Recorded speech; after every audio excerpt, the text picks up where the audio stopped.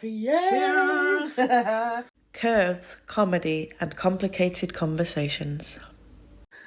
Hi, kings and queens, and everyone in between. And everyone else out there in the cosmos. How are you doing today? Mental Health Week, so I'm going to make that one of the focuses this week. With that voice again. Oh, by the way, if you notice something different, we normally have our boobs out, normally total slags every week. This week we've decided not to do slags, joking. We've decided to Wear go new with nerd t-shirts. t-shirts, Lord of the Rings, Ursula, things that mean a lot to us. Yes. Woo! Of a Disney villain. Lord of the Rings, Star Wars, me, yes. We've got a few topics this week. We're going to talk about a conspiracy theory about a plane that went missing. Yeah. We're also going to be talking about Mental Health Week because that is the week. That it is the month of the week. Well, it's a month and a week. It's a month and a week. Well, May's meant to be Mental Health Awareness Month also. It is May. It's gonna be. May. Oh yeah, we're also going to be discussing relationships and Yes. how mental health can affect Boundaries. relationships and other. How to look after your mental health. Do's and don'ts and stuff like that. Things we've learned along the way being nearly middle-aged women. Talking about yourself. Right, so what we're going to start with? Maybe mental health, I guess. Okay. Let me find some beautiful quotes that I liked, that I saw. Mental health problems don't define who you are. They are something you experience. You walk in the rain and you feel the rain, but you are not the rain. Say rain one more time. Rain. Did you get the reference? Mean Girls. Another one is, there is hope even when your brain tells you there isn't. That's lovely. And then my last favourite one I picked was, setback doesn't equal failure. Oh, this is like a bunch of them, sorry, bullet points. You are allowed to set boundaries, that's a very important one. You are more than an illness. It's okay to rest, that's an important one. Oh God, that's so important. And not everything you think is true. Not everything that pops into your head is true. I think talking of those quotes, the boundaries ones, that stood out for me. Yeah. Because it's something I've only, I don't know, in the last few years been putting into place more in my life and in my relationships. Mm-hmm.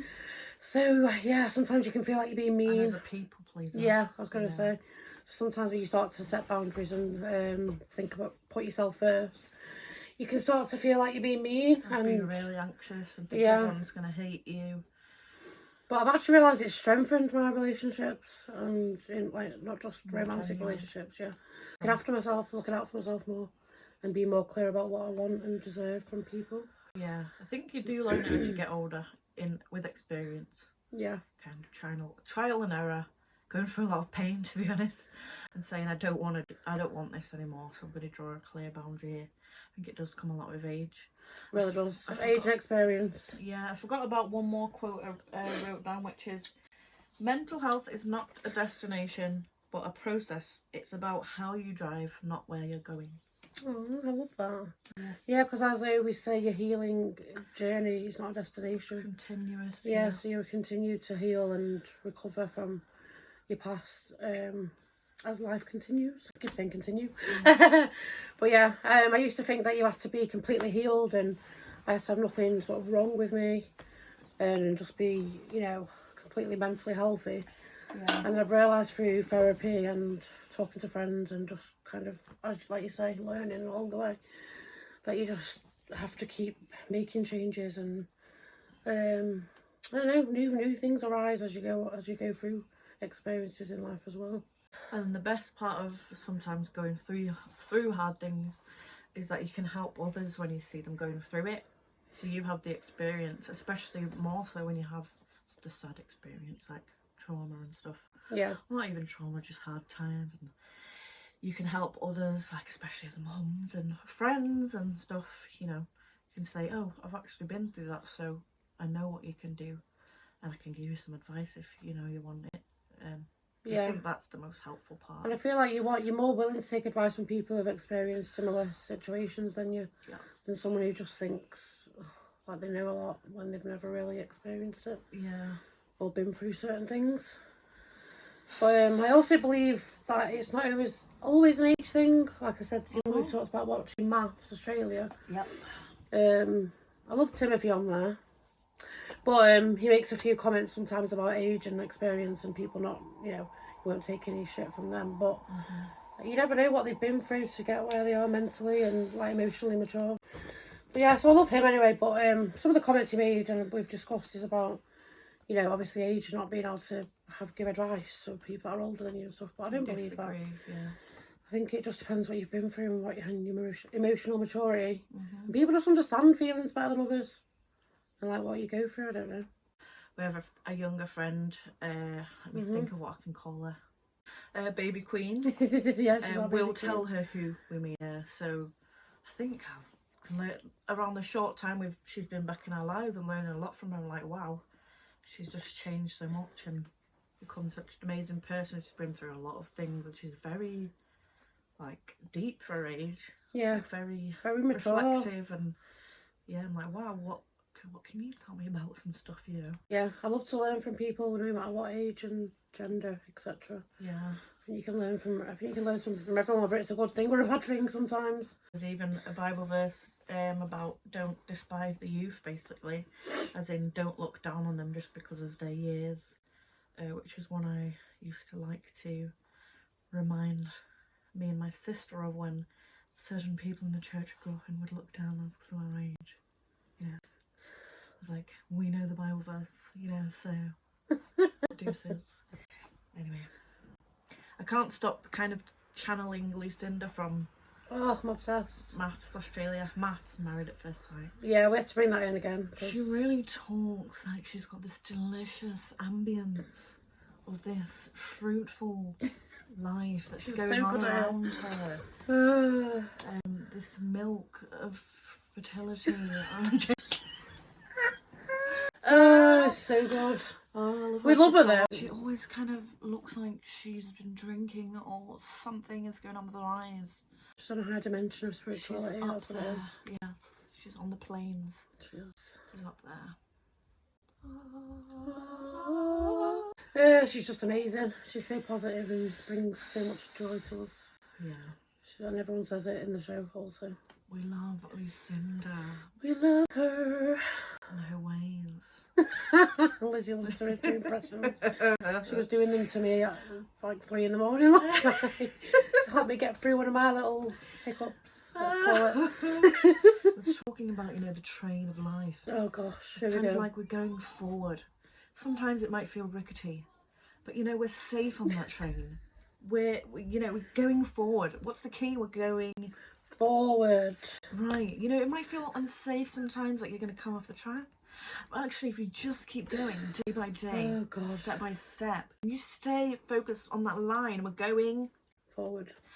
You can look out the windows, you can see the beautiful trees and the flowers. But we're heading towards that light at the end of the tunnel.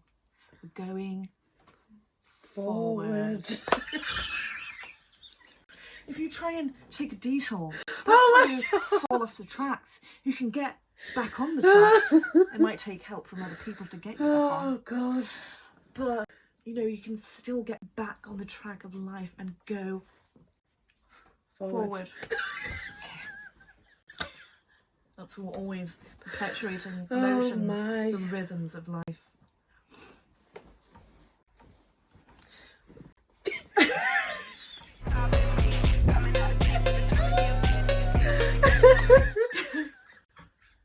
I don't know what's happening right now. So, I wanted to mention an important number, which is 116123, which is the number for Samaritans if you're ever struggling and you want to know who to ring. 116123. That's Samaritans. You can speak to them for hours, I think, at any time of night. Yeah, you can also contact Shout. I just remembered it's a text service in case that's more convenient, and it's actually a crisis service, so you get immediate response. Someone who works for that. Yeah. So it's like if you're in a crisis and need immediate response as well. It's great. Yeah. Also, please ring NHS 111 for any advice with that, or in an emergency, ring 999, saying you have an emergency mental health crisis. Yep. And please look after yourselves. What are some ways that you think have helped you with your mental health, Rachel? Just by being honest about what you're going through and not shutting down, which I know something is very easy for everyone to do. Because you can sometimes feel like a burden, or like you're, I don't know, being a bit, like bringing people down sometimes. Like, this is my personal experience. Healthy coping mechanisms. Like for me, I do meditating or watching like a happy comfort show. Yeah. Yeah, like a happy comfort show, something like that. Listening to music for me is a massive help, like I think I've mentioned before. And even if it's listening to music that's not always, like, it's a bit more emotional, but it just helps me express myself. So I find that like really good, because I used to not have the healthiest coping mechanisms when I'd be struggling. I did suffer with some drug and alcohol abuse back in the day, but yeah, I'm just happier to find healthier ways of dealing with it now. I just think it's always better to find someone you trust to talk to and be honest. Be honest, don't hold back, don't hide away. When you were in that time dealing with, like, say, alcohol and drug abuse, what do you think helped you get out of that place? That's a good question. I would say therapy helped a lot, by obviously going and obviously getting better strategies to cope with it. Growing up and realising how much more of a detriment it was happening to me. Realising the escape for all those few hours was not going to solve like the future. So yeah, just trying to like learn, grow, recognise that it was actually causing more harm than good was a massive thing. Therapy and talking to good, honest, like trustworthy friends. Because you don't always want the friends that'll just tell you what you want to hear either. I used to think that's what I wanted when I was a lot younger. But as I've started to grow again and like learn that you need an honest friend, even if it's something that might seem hurtful almost. It's because like, it's out, as long as it's out of the best interest and not just being mean to you, do you know what I mean? Because you go through a whole thing, it's not, you don't just go, oh well, I need to do this now and everything's just solved. Unfortunately, you have to go through different sort of lessons. It's a journey. Again, it's a journey, yeah. And I did start to open up probably to the wrong people at times, but again, it's just something you learn, you know, along the way, who you can trust and who is safe. Because a lot of people can give you wrong or toxic advice. Yeah. Which I've experienced a lot. Or unfortunately can then discuss your business. Yeah. Some people, if you think are closest to you. Yeah, so yeah, it's just a really important message is to find someone safe. And if it's not someone, unfortunately, that you've got like in a personal circle, again, use the numbers. Yeah. And, you know, things provided like that, just to at least reach out and get some help. And I think there's a lot of like mental health pages on social media. Be also aware, always use a wit. The thing about seeing who you can trust. Yeah. And mental health is very important. So some people might be putting really weird advice out there, so be careful. Yeah.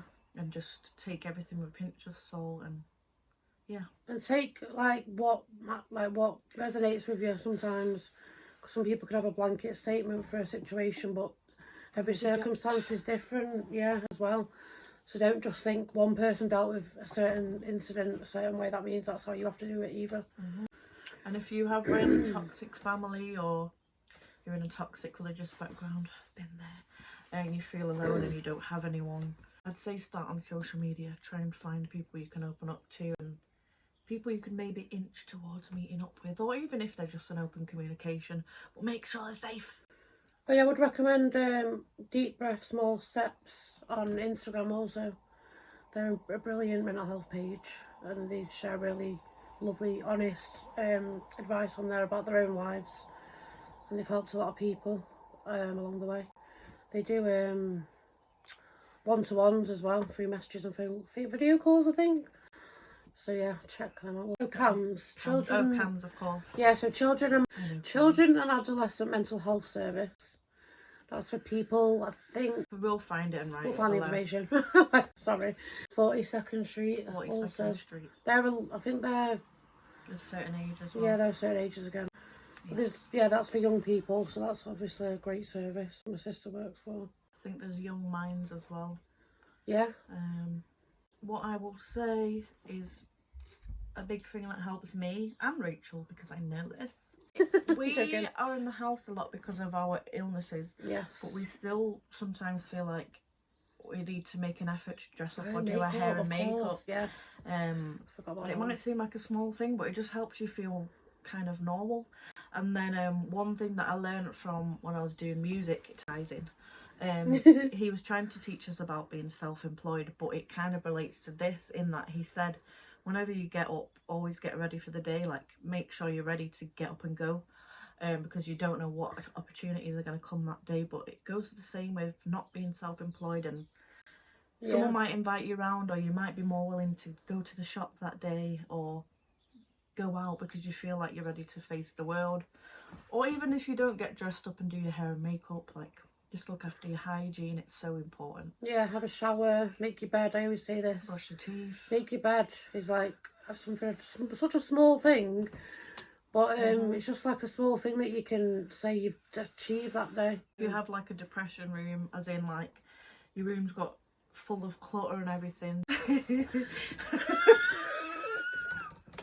see if there's somebody else that can come round and help you with it. Or what I found helpful is watching other people clean up their rooms on YouTube. It just inspires me, and I'm like, I've watched this, now I need to go. Routine, I think, is important because you do it without thinking. And if you're like, I'm going to get a shower, I'm going to get dressed, even if it's in your pyjamas, to stay in. Yeah.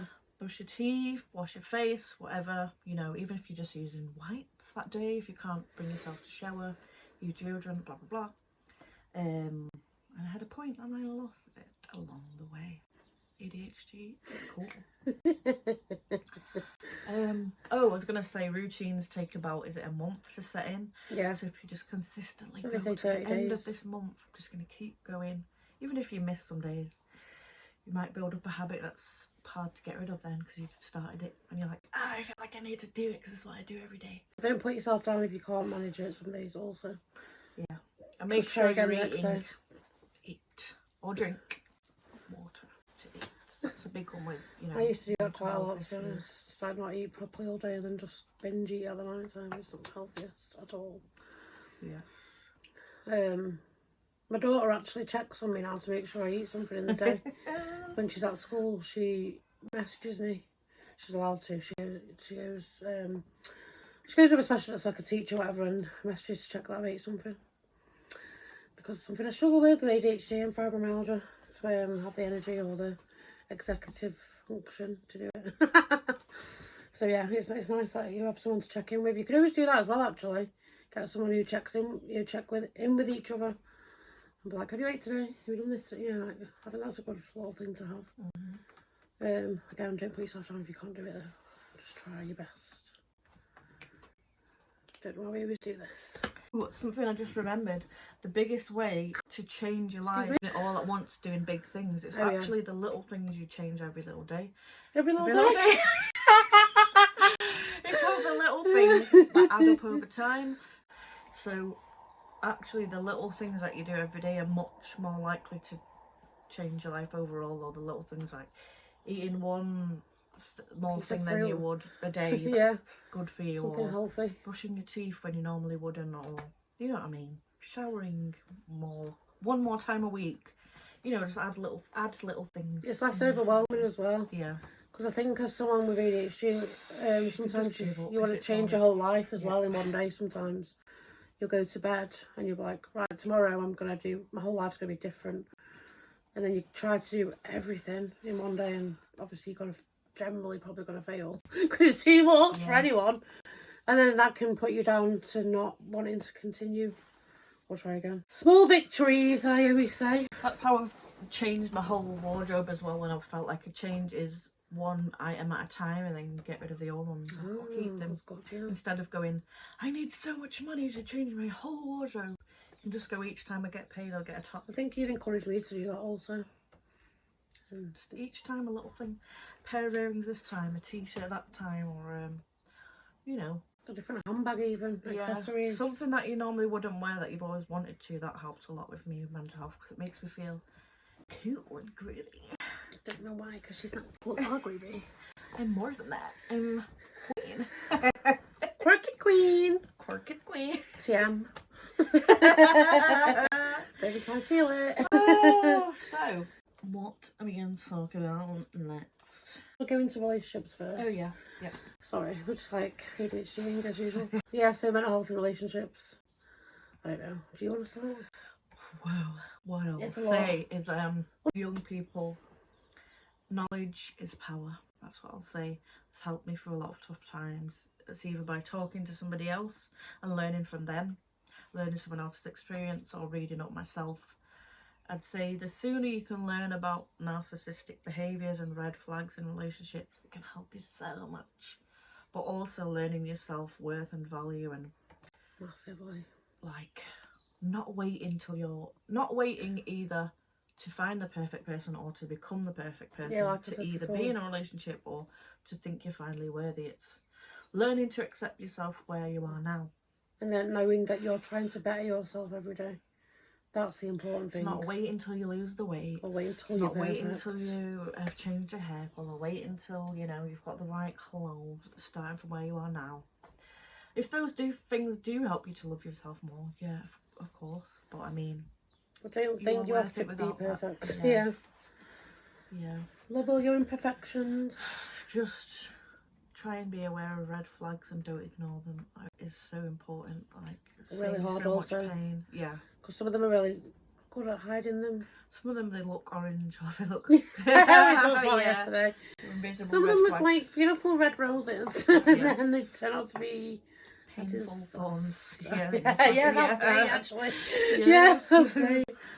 Yeah, it's not. We're not like judging anyone because we've both been through it, and you know, it's like accepted. Less than what we deserve. Yes, and even sometimes, like as you get older, and you know that you're recognising the things more than you would before, you can still try and defend them for a while and Wait for them to change. and hope that they change. And obviously, if you've got feelings involved, we know that's so much harder to like just step away.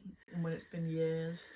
It can be very difficult. But it doesn't matter how long you've been with the person, if they're not treating you how you deserve, or you want to be treated, or you just feel empty, that's a big indicator that something's not right. If you start to lose yourself, lose your personality, lose your like spark, You're isolating yourself from people. you sort of from like yourself put less as effort well. into yourself in general. We don't mean doing makeup necessarily, but just the way you carry yourself. Yeah. Do you know what I mean? Struggling to Just get up like in look the out for the signs in morning. yourself, to be honest, because it's Yeah. so much easier to actually that's Your body can speak a lot more to you than you your think, mind yeah. can when your heart's kind of in something. Yeah. Plus, if you're looking for the problems in them and you love them or like have strong feelings, I think you find it easier to brush them off. Whereas if you start to recognise what's happening to you, and you listen to what your friends are telling you, your close people, Yeah. about yourself, you've got to think, is this how I want to be feeling every day? You know, down and empty, like Lizzie said, and Yeah. you're losing yourself. And then it's say, for example, you have children around you and they're recognising sort of a negative shift in your behaviour or your mood and your aura, you know what I mean? So yeah, it's so important to that's actually I kind of just had an epiphany Yeah. in this moment Your to body like will think speak about to you a lot. oh yeah, because I've seen something about your body rejects people as well that are bad for you. So listen to your body again, whether it's to do with mental health or like, you know, chronic illness and stuff, Yeah. or even in relationships, your body will show you more. Yeah. So It start rejects feeling it. off and just weird, or you're getting stomach aches, so you can't sleep as much, you feel uncomfortable, you feel confused. Yeah. Well, I'll say from the opposite, the other way around as well. If you notice that in a friend, try not to be mean to them about it and like be honest, but just be careful with the way you word things as well, because you can also make them shut down or switch off.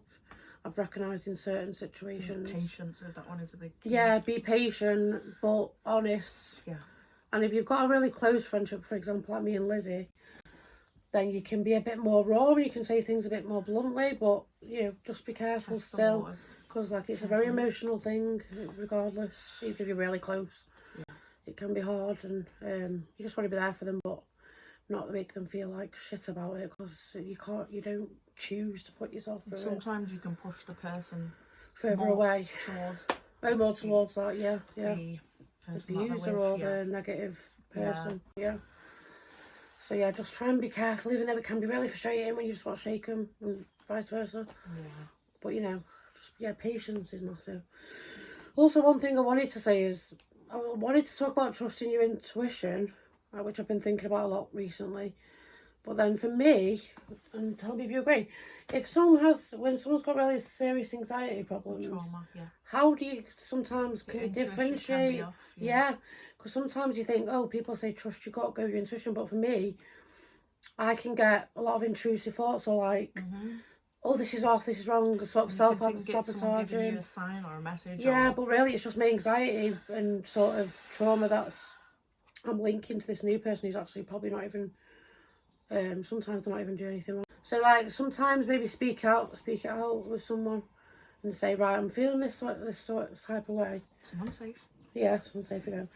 I'm feeling this type of way. Do you think this is like a gut-in thing, or do you think I'm just it's my anxiety? Because someone who knows you as well quite well will probably recognise when you're looking. You better recognise. They'll probably recognise if it's something you're just like anxious about. Anyway, yes, trust your instincts, but make sure it's not just anxiety fucking you up. Because it's confusing. Even me, I'm 34 years old and I'm still like sometimes like, which one is it? There's a lot, so as a Christian there's a lot of bad teachers out there, but one that I do trust right now, I hope nothing ever comes out in the future. Joyce Meyer. I love her, but she even said, as someone who grew up abused by her father and trying to get past it and let go, and her intuition, she said, even as a Christian hearing from God, was off for years because of her anxiety, trauma, abuse. Right. So she thought something was her gut telling her something, but it was just her fear response. Sort of fight or flight thing. Yeah.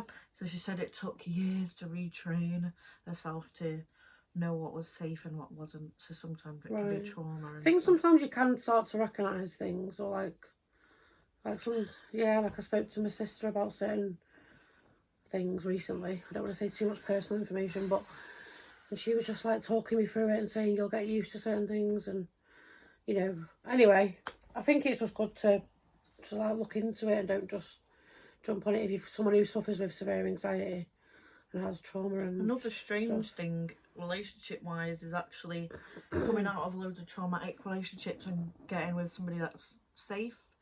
It can feel like they're boring, or something's wrong, or it's weird, or there's nothing there. But it's because you're so used to going on these roller coasters of toxicness and the ups and downs and all that, that a safe person can feel wrong or confusing, or you want to push them away almost, or you're like, ew, because your body's rejecting it because you're not used to that. Because you're so used to being... Your brain's been trained to accept trauma and abuse, and a safe person's really hard to get used to, and you start questioning everything they're doing, and it's very hard to get with a safe person after being with loads of abusive people, basically. But it's the greatest thing when you finally get someone you deserve who treats you well. Yeah. So you just got to give yourself a lot of grace and patience as you're healing. And they have to as well, to be honest. And communicate openly with them about how you're feeling. Yeah. So that they don't think you're just being a bitch. But if they don't accept you for all you've been through, they're probably not the right person for you. If they don't accept your trauma, and I'm not saying everyone has trauma, it's just that we each trauma a lot. Yeah. If they can't accept you and your emotions and your past, and just that's what I'd say. Yeah. But if somebody's safe and they can listen to you and make you feel safe to talk to them, that's a good sign. Green flag. So, talking about weird things like that, baby reindeer. Oh yeah, wow. Oh my gosh, I'm sure most of you have seen it. If you haven't, trigger warning. Yes, episode 4 onwards specifically. Yeah, I'll say that. I'll put the words on below. I just don't want to say them, what the trigger warning's for. But yeah, so we're going to be talking about these topics below, just as a trigger warning. But it does get quite deep and heavy. The female in question that he said is it called the perpetrator? I don't know. His stalker, basically. Yeah, his stalker. she's come out of hiding now, and she did a Piers Morgan interview recently. I'll let you discuss this. Oh God. Oh right. Again, this is where it gets a bit complicated because we're talking about mental health week and everything, and clearly the poor woman has some, genuine issues, and that's not anything to laugh about, of course. But oh my God, is she not like a hilarious character? Honestly, she just like, what's the word? Incriminated herself so heavily on the interview. Like, honestly, it was just hilarious to watch. She was all over the place. She had, it was mind blowing to watch, to be honest. Like, I couldn't believe how similar she was to the way you perceived her in the show. Oh my gosh. I think he'd previously said she was nothing like her, but that was to protect her identity. But it turns out she was. Well, yeah, people found her, as you know, of course, but come on, man, the internet, the way the world is, of course. What is it she wants to sue Piers for? Well, I don't know. I saw an article a couple of days ago where supposedly she got paid £250 for the interview. I don't know if this is true, so don't quote me on it. But apparently she's trying to sue him for £1 million now. That's what she wants to be paid for the interview. I mean, £250 is pathetic for her to put her life on out there like that and be destroyed. And she's getting a lot of shit for it. I don't want to be a nasty person, so I'm trying to be careful with how I diplomatic. Yeah, I'm trying to be careful with this, but wow, she's just a lot. She's a character. She's a character, and for me, I would say she definitely did it. On a personal, I don't know for sure, but on a personal note, I would say, personal opinion, I apologise, that she definitely stalked him, and I'm not sure if everything in the show was, again, real life. It could have been exaggerated, etc. But overall, she's guilty, 1000%. But what I will say, because I don't want to go too much into that, and I don't want to be a bully or anything. I don't want to add to that. What I've meant to mention to you, what is going on with the guy that assaulted him on several? Why is that not being? I wonder if he even he dropped the charges or he felt awkward. But why is that not being fucking absolutely annihilated? I keep seeing people share a meme or something about he needs to be found, but why are people not, well, maybe they are. It's just a lot harder to find. Fine, but. Yes, Martha needed to be... Oh, sorry, Fiona Harvey, her real name is. Martha on the show. So Fiona Harvey did need to kind of speak up for what she did, because it was absolutely awful. Allegedly. But yeah, he needs finding out. He needs to be persecuted. It was absolutely disgusting. And he's probably out there doing more. A lot of powerful people, that's why it's a lot harder. Job he was in. Yeah. I'd love for that to come out for the sake of him getting his comeuppance and justice for Richard Gadd. Yeah, it's absolutely disgusting. So I think like we need to do more to find out who that was, because it's not fair. I'll be standing on his neck a bit more than Fiona. Because Fiona has, some issues and stuff as well, which, again, I'm not at all making fun of.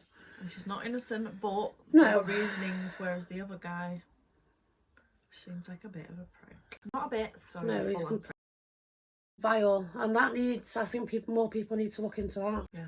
Like, why aren't authorities going after that more? Maybe they are, but I think Richard Gadd is a very nice person, and I've been there before as a victim of abuse, sexual abuse. You protect the person that's abused you. It's so weird. It's so strange. You don't always want to say who they are, who did it. And you sort of protect them in a weird way sometimes, especially if they're close to you. It's just a strange thing, like as you saw him go back to the abuser at the end. Because some of us do weird things like that, and I know other people. It's not even weird, it's you're conditioned, he was groomed basically as well. So he might even be trying to protect him himself. Right. Because it seems like that's the type of person he is. Oh yeah, that's a good point actually, because clearly, as he admitted himself in the show and has since on interviews, Richard Gadd himself is aware of his own issues, mental health, and some he knows he's got stuff going on also. He's very open about it though. And he said how much on the show he hated himself. That's why he accepted it. So it does take a lot of self-love, and you know, it's not even just that. I just think he's a very kind, vulnerable person. Yes, he has his issues, but I think that's what he's still trying to protect. I think he's still trying to protect. I just know the relationship was a lot more complicated between him and Fiona than because he was still feeling. But he was honest about it though, wasn't he? This is the thing. That's the type of person he is. He's put that out there. I can relate to that a lot, unfortunately. But I know how it feels, is all I say. Yeah. But yeah, it was a very complicated relationship between them, but I do believe she went too far and definitely is guilty, and he needs to be found personally. The guy who assaulted him.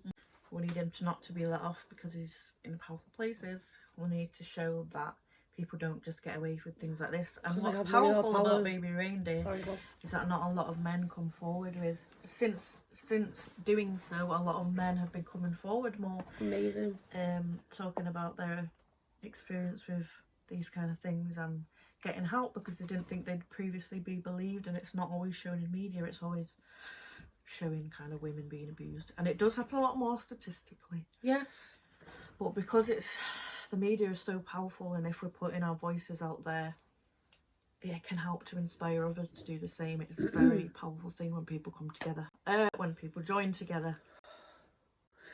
I also wanted to say, talking about how powerful it was, like for him to the speech that he did in, I think maybe episode 5 or 6. Oh my gosh, on stage at the show. And then the way it continued after that, when he was showing like the aftermath of the abuse, it had me sobbing. Like, it really, to be honest, it was, well, again, we will say trigger warning, it's can be very triggering, but it's so powerful. And for me, it was, again, someone who's been through abuse, and wow, I think he's so brave, and he's helped men come out, he's helped probably more women, like non-binary. I think he's helped like the whole community of, to just be brave. And I'm not saying you're not brave. He also showed all the confusing feelings that come with it. Yes, and the way you treat yourself afterwards. Oh my gosh. It made me realise so much about myself and how I treated myself almost afterwards, and the conflicting feelings you feel. Yeah, it was just a lot about his sexuality, about his worth. Just like whether he was a good person. I don't want to get too much into it because it'll make me very emotional, but I just think he's amazing for what he did. To put that out there, so brave, and to relive it all as well. Like, literally reenact. Oh my god, I just can't believe it. But shout out to him, and yeah. Baby Reindeer, amazing. Yes. So the next segment is Rachel. What's it called? Conspiracy theory. Conspiracy theory. Because we decided to do, I don't know how well I decided, kind of, but then I also, whatever, oh my gosh, stuff. I decided basically to switch up to do between maybe a little true crime thing and a conspiracy, so it's not too heavy and dark all the time. I mean, I'm not saying this is a happy conspiracy theory by any means, but it's just slightly less aggressive. I don't know. Go. Conspiracy theory time. I'll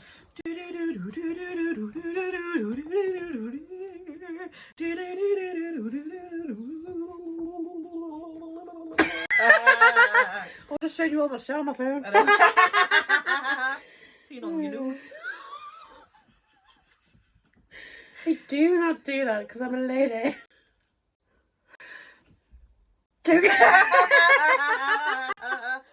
Right, so forgive me if this is all over the place. I tried to get some information, screenshotted a bunch of stuff, and then it just kind of put 1,000 years of research in one place, and I was overwhelmed.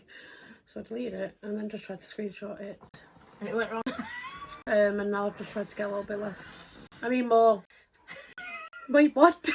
A little bit less. I'm trying to get something. Don't know what's going on. Oh, she's had a rum jug. Oh, yeah. What am I trying to say? Okay. So today I wanted to talk about Flight 370, the Malaysian Airlines flight that disappeared 10 years ago in March of 2014. So yeah, there was 227 passengers on the flight, and 12 crew members, including there was a few children there as well, unfortunately. So basically, it disappeared in Beijing, and no one has ever found a single bit of debris or any sort of answers, like definitive answers of what happened to the flight. So I just find it really fascinating and tried to look into a few theories of what people think happened. There's loads, but I just tried to kind of narrow it down to a couple that I found more, I don't know, interesting. So one of the theories is that the captain, Zahari Ahmad, unfortunately, there's one of the theories is a suicide / mass murder, because allegedly he was having an affair on his wife and she left him with the children just before the flight. And his relationship with the person he was having an affair with wasn't going so well either.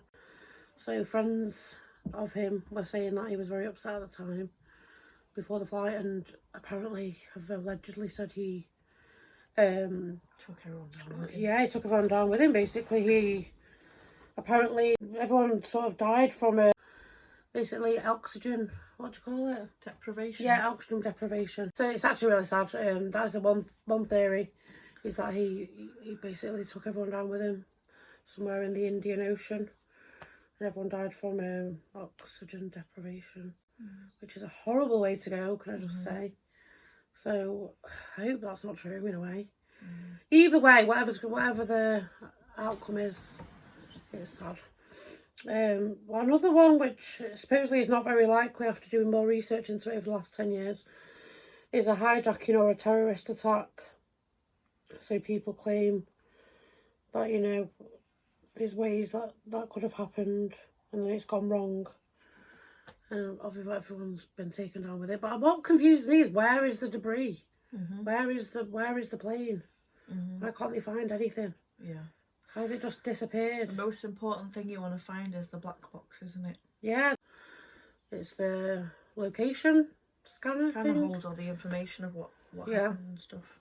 But yeah, there's like speculation that there was possibility hijackers that took the plane. Oh, sorry, they supposedly took it to a remote island. But yeah, there's possible ways that happened, but a lot of, like I say, research since then has disproved that. And then I'll just say one more, because yeah, I know there's like so many different things, and then we can kind of discuss it a bit.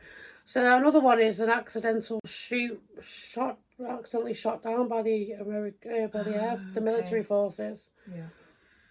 and it's been covered up because it was a civilian flight. Which actually, that one to me is, yeah, more believable. yeah, well, yeah, very. So yeah, I just wanted to bring it up again because it was its 10-year anniversary in March this year. Yeah. And it's just fascinating to me, like, how did this flight, it completely disappeared in the Indian Ocean. Like, it's gone. No one can find anything, and there's so many, like I say, so many theories. Look into it a bit more if you want to see what else is out there. What's your views on? I find that or one have you got any other very- theories? I find that one very believable about going into the wrong airspace. It could have just been a fault with the plane, Right. or a deliberate fault with the plane. Could have been the suicide thing. Yeah. It could have been that. The thing is, for me though, with like the suicide / mass murder, they would have found something in that case. Whereas if it's something like, for example, I know it's like less likely the hijacking, they would take it from a remote island. No one knows where this island is, so they can't find it. But in 10 years, you would have thought they would have found it by now. So for me, the accidental shooting makes the most sense out of the ones I've read out, because that's been covered up. So they would have just said they haven't found anything, but it was there. But they've just pretended they couldn't find things. Yes. So for me, that's the most, out of the ones I read, like I say. I'm just thinking here, and it could have been a fault with the plane. It wasn't checked. Someone couldn't be bothered. Something went wrong, and they suffered at the hands of that. I don't know. And then it's been covered up. Yeah, there could have been a multitude of things that happened, and then been covered up for whatever reason. Yeah. So yeah, I don't know, I just find it fascinating that after still 10 years no one knows what happened to this flight. 227 passengers, 12 crew members, a couple of infants were on that plane, which is just devastating. I think we need to find the answers. I must know. Yeah. Let me know what you think, if you've got any theories, and yeah. Well, we're coming to the end of our episode. Thank you so much for watching. Is there anything you want to add before we go? I'd love to see you do some accents just to kind of end on a high. Because your accents are sick. When I go Scottish, I talk about like this, and it's not perfect, and I do like really try. But you know, Lorraine Kelly, I just, she's my Scottish inspiration. No, she's not really. I just Scotland, and then there's Irish, and then you talk about potatoes and stuff like that, and I can't really help talking about potatoes if I'm Irish and bear and stuff like that, and I go down there and I get just lost in the forest, and then I'm not so good at doing Australian apparently, because I have family there and they said it's not that correct, but I think I'll try my hardest to do it. And I think to some people it'll be kind of believable, but maybe not, I don't know. Also, the one that is very hard, but I used to have this accent, believe it or not, is like a Zimbabwean accent, because I used to live there. And it's used to live there. If you haven't heard it before, and it's very not believable, but this, I used to talk like this. It's very funny, and I'm trying to think of some Shona words. Mvura, water. Chingwa, bread. Mukaka, milk. Imbwa, dog. Vara, door, close the door. Endano geza, go and bath. Heard that one a lot. Andi skuda kudaro. I don't want you to do that. Handina, I don't have it. Handina mari, I don't have any money. Okay. I used to be fluent in this language, and you can lose a language if you're not constantly talking it, because I've been back since 97. That is sad, y'all, but it's got to be in there somewhere. Yeah, it's got to be in there. In Indonesian, Elizabeth means my name is Elizabeth. Iwe is something people said a lot, which means you. And you say it a lot as an explanation, like oi kind of thing. You say Iwe. That's fascinating. Or you'd also use it as kind of like a joke or something when someone says something, you'd be like Iwe. So yeah, you say Iwe a lot. And I Iwa. go back there, won't you, one day? Yes, Iwa, no. Yes, I just remember that for yes. Because I don't remember an actual word for yes, I just remember I wanted but yeah, and I can't think of many more accents. Oh yeah, we did want to now. talk about travelling just quickly. Oh, yes. Actually, Where do we want to travel? just as a little nice Number one, Zimbabwe. Yeah. Like a bucket list. I mean, I want to travel everywhere. Me personally, I'd love, like, money's literally the only thing that's holding me back, because like I would take and you can my say kids get a job. Why can't we work? Because there are illnesses and being and even if you do, it's expensive to travel the way I want to travel anyway. Yeah. I've been to about, I'm not like showing off here, but I've been to about 14 countries though in my life so far. I'm going to Barcelona in July. That'll be like technically a 15th country. So yeah, I've travelled quite well considering. But anyway, on my bucket list, oh my god, I'm desperate to go to New Orleans. Yes. Oh my god, I'd love to do that one day. It's just something that I massively want to do. I love the culture. I love that sort of the originals was filmed there. The TV show about the vampires. I love the background about the witches and the voodoo and all just everything about it. And it's just beautiful. The Mardi Gras, the buildings. Just everything. I too find it fascinating, and the music and how many the music cultures are actually intertwined in. I think Haiti and the community, France, and it's how gorgeous. accepting they are of everybody, like it's such no a matter what beautiful race you community. are as well.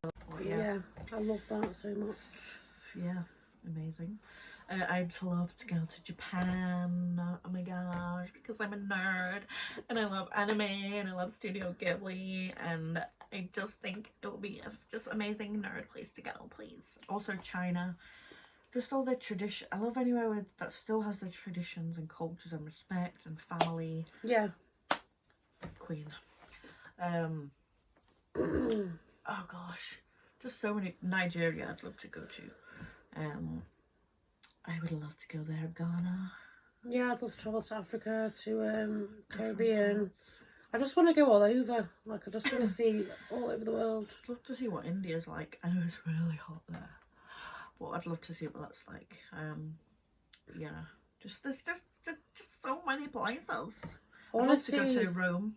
the world. What they call the 7 wonders of the world. Yeah. I'd love to go to all the places that they are located. I would love to go to Rome. I'd love to. New York. New York. New York at Christmas would be beautiful. Amazing. That'd be where I'd want to go at Christmas. Hawaii. America. I've been to America twice, but I'd love to go again. I just want to travel all different places that I haven't been already. I've always thought, probably much to the sadness of my best friend here, that one day I'm going to end up back in Africa. It's just such a strong calling, like very strong. It doesn't ever go away. It's never left since I've left. It just hasn't felt like the right time to go back yet. But it's so important to me that I go back. It's like a whole life calling kind of thing. Can I just say I don't think she can't go on holiday there. I just don't want her to live there. I might go there for a year. Oh. Or I might end up there when I'm older, like a lot older. Like retire there, I think, for a few years. That is what I believe strongly. It does not go away. Also, as somebody who believes in God calling you somewhere, I'd never want to stop you from doing what you want to, what would make you happy, but I would not be happy. No, I'd never want to stop you from doing what would make you happy. It's scary to sometimes say it because it means leaving people, but I think if I'm supposed to come back, I would. I just know I'm supposed to go there. I just know it doesn't go away ever. On holiday. I'm not even needy or codependent on her at all. I think we should end it here. Yes, thank you so much for watching. Thank you. I really hope you made it all the way to the end. Please let us know if there's anything you want us to talk about, as long as it's appropriate. Yes. Thank you so much. Thank I really you. appreciate all the likes, the views, the comments, the shares. Love you guys. Bye. Bye. Copy and Bailey. Curves, comedy, and complicated conversations.